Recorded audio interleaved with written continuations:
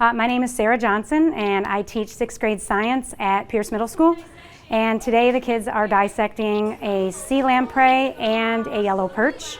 It's part of the IQWST unit for Where Have All the Creatures Gone?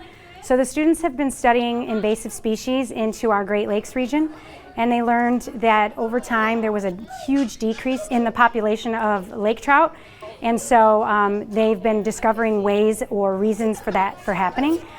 They're going to be looking at internal organs, external organs. They're going to look at how the lamprey affects the fish population in the Great Lakes region. So this is an excellent introduction into 6th grade science for our students.